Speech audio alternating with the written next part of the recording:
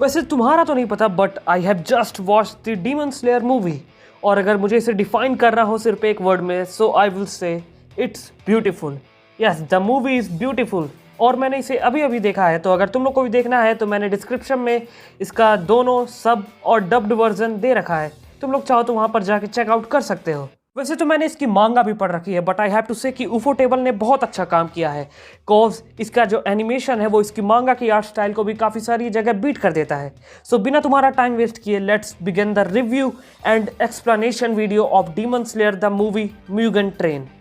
俺は縁柱煉獄杏寿郎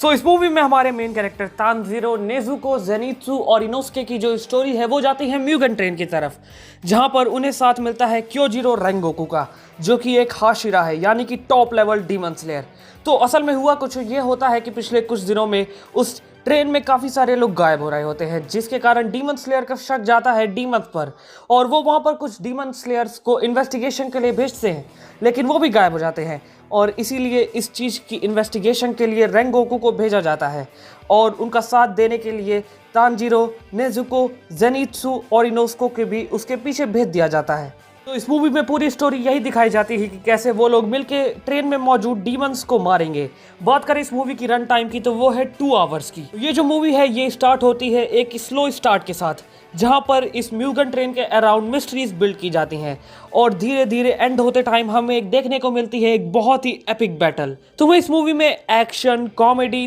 thriller और suspense सब देखने को मिलेगा और इसकी जो एंडिंग है इट इज़ वेरी इमोशनल। बात करें कैरेक्टर्स की स्क्रीन टाइम की तो इस बार इस मूवी में जेनित्सु और नेजुको को उतना ज़्यादा स्क्रीन टाइम नहीं दिया गया, बल्कि जो इस मूवी का ज़्यादातर स्क्रीन टाइम था वो था इनोस्के, तानजीरो और रेंगोकू को। तो मैं बात करूं इनोस्के की तो Inosuke was just perfect on इस कॉमेडी, उसकी कॉमेडी तुम लोग को ज़रा भी इरिटेटिंग नहीं लगेगी। और वहीं बात करूं तानजीरो की तो तुम्हें इसमें उसकी फैमिली के साथ जैसा रिलेशन था उनकी डेथ होने से पहले वो तुम्हें इस मूवी में अच्छे से दिखाया गया है। और बात करूं रेंगोकू की तो he was just epic. Rengoku was very epic in this anime और तुम्हें ये लास्ट तक में समझ आ ही जाएगा कि ऐसा क्यों है। तो अगर मैं बात करूं इस मूवी की पर्सनल रेटिंग की तो मैं इसे दूंगा 9 आउट ऑफ 10 और जो एक पॉइंट मैंने काटा है वो इसलिए क्योंकि हमें इसके जो कैरेक्टर है रेंगोकू और इसके विलन्स उनके बारे में ज़्यादा कुछ पास्ट के बारे में नहीं बताया गया और इसी कारण से इस मूवी के एंड होते टाइम हम उनसे बहुत ज़्यादा तो कनेक्ट नहीं हो पाते हैं। But these all factors can be ignored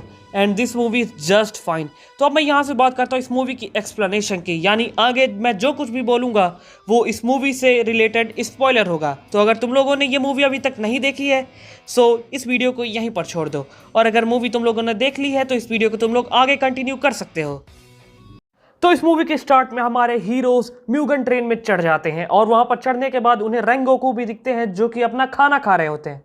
train में चढ़ने के बाद जेनित्सु और इनोस्के आपस में साथ में होते हैं और जो तानजीरो होता है वो रेंगोकू जी के पास जाता है और उनसे अपने फैमिली डांस के बारे में पूछता है, जिसकी मदद से उसने लास्ट सीजन में रूई से फाइट की थी कि क्या उन्हें इस डांस के बारे में कुछ पता है। तो रेंगोकू मना कर देते हैं, जिसे सुनकर तानजीरो डिसअपॉइंटेड होता है और फिर वो लोग अपनी ट्रेन की जर्नी कंटिन्यू रखते हैं और फिर उसके बाद वहाँ पर टिकट कलेक्टर आता है जो कि उनके टिकट में मार्किंग लगाता है और वहाँ से चला जाता है और हमें दिखाया जाता है कि जो रेंगोकू है वो वहाँ पर 2 डीमन से लड़ते हैं और वो दोनों डीमन बहुत ताकतवर होते हैं, लेकिन रेंगोकू क्योंकि वो हाशिरा है वो उन दोनों डीमंस को बहुत ही आसानी से मार देता है। फिर वहाँ पर उस ट्रेन में मौजूद सभी लोग सो जाते हैं इंक्लूडिंग हमारे मेन हीरोज। फिर हमें दिखाया जाता है कि असल में ये एक डीमन की चाल होती है, उसने अपनी डीमन ट्रिक का यूज करके सभी को सुला दिया होता है और फिर उसके बाद वो सभी को अच्छे सपने दिखाने लगता है। यहाँ पर जो तानजीरो है वो अपने सपने में जाकर अपनी फैमिली से मिलता है और उन्हें देखकर तानजीरो रोने लगता है और फिर हमें दिखाया जाता है कि ये डीमन और कोई नहीं बल्कि वही है जिसे हमने लास्ट सीजन में देखा था और उसने कुछ ह्यूमंस की भी मदद ली होती है जिनका काम होता है इन सभी के सपने में जाना। तानजीरो के साथ साथ बाकी सभी भी अपने सपने में खोए होते हैं, जहां पर जो जेनित्सु है वो अपने सपने में नेजुको के साथ अपना समय बिता रहा होता है और जो इनोस्के है उसका तो मुझे भी नहीं पता, वो पता नहीं क्या कर रहा होता है, he was busy in his life. और जो रेंगोकू होते हैं वो अपने सपने में अपने फादर से जाके मिलते हैं जहां पर वो उन्हें बताते हैं कि वो हाशिरा बन चुके हैं, यानी कि ये हो सकता है कि वो उनके पास्ट का सीन हो। फिर हमें दिखाया जाता है कि आखिर ह्यूमंस को उनके सपने में क्यों भेजा जा रहा है। तो इसका मकसद यही होता है कि उनके सपने में जाकर उनके कोर को डिस्ट्रॉय करना, और ऐसा करने से पहले ही जो रेंगोकू है वो एक इंसान का गला पकड़ लेता है और उसे रोक देता है उसका स्पिरिचुअल को डिस्ट्रॉय करने से। और फिर जो तांजीरो है वो अपने सपने में ये समझ जाता है कि एक्चुअली में वो सपने में है और उसे यहाँ से बाहर निकलना है। बात करें बाकी सभी ह्यूमंस की जो उनके सपने में गए होते हैं, तो उनमें से कोई भी उनके स्पिरिचुअल कोर को डिस्ट्रॉय करने में कामयाब नहीं हो पाते।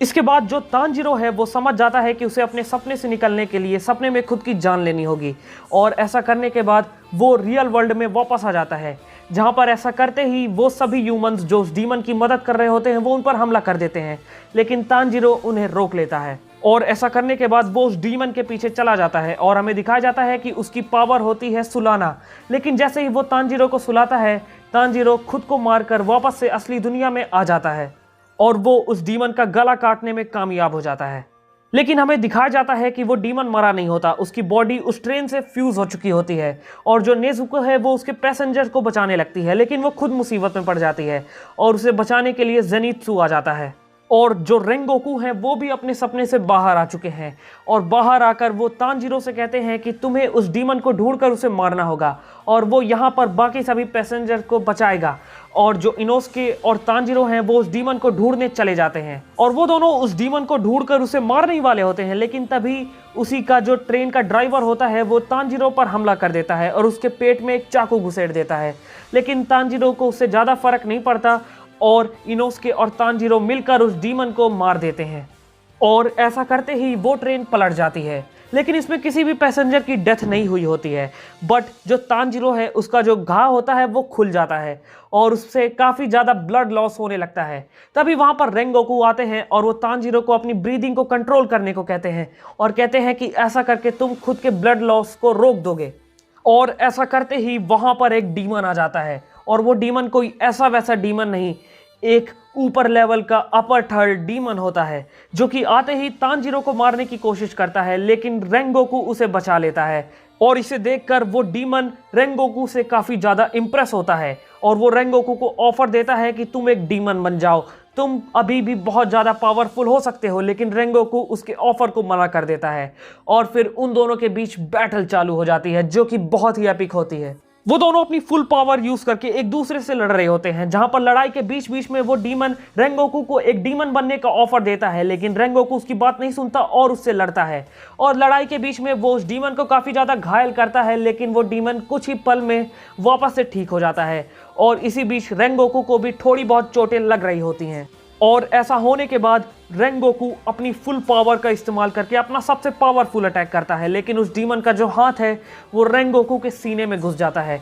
और ऐसा होने के बाद वो अपनी मदर के कुछ फ्लैशबैक देखता है, और जो रेंगोकू है वो उस डीमन का हाथ काफ़ी कस के पकड़ लेता है और वो उस डीमन के गर्दन को काटने ही वाला होता है, लेकिन वो ऐसा पूरा नहीं कर पाता। उसकी मदद करने के लिए तांजीरो भी आगे आता है, लेकिन वो डीमन वहां से बच जाता है और भागने लगता है। एंड इसके बाद जो रेंगोकू है वो अपनी डेथ के काफ़ी ज़्यादा नियर आ चुका है, क्योंकि उसको काफ़ी ज़्यादा चोटें लगी हैं। वो तांजीरो को अपने पास बुलाता है और उससे कहता है कि वो उसके घर जाए, जहाँ पर उसे उसके उस डांस के बारे में कुछ पता चल सकता है, और वो साथ ही साथ अपने फैमिली के लिए भी कुछ मैसेज उसे देता है। और फिर उसके बाद उसकी डेथ हो जाती है and he dies as a hero. लेकिन मरने से पहले वो अपनी मदर को भी देखता है और उससे पूछता है कि क्या उसने अपना काम अच्छे से किया, तो उसकी मॉम कहती है कि हाँ, और फिर उसकी डेथ हो जाती है। And this scene was extremely emotional. और फिर इसके बाद जो बाकी सभी डीमन स्लेयर्स हैं उनको रेंगोकू की डेथ की न्यूज़ मिल जाती है और वो सभी काफ़ी ज़्यादा दुखी भी होते हैं। And the movie ends here. तो तुम लोगों को ये मूवी कैसी लगी मुझे कमेंट करके ज़रूर बताना, और अगर ये वीडियो पसंद आया हो तो इस वीडियो को लाइक कर देना और चैनल को सब्सक्राइब कर देना। जल्दी मिलते हैं ऐसे ऑसम वीडियोस के साथ, तब तक के लिए रहो स्टे ट्यून्ड।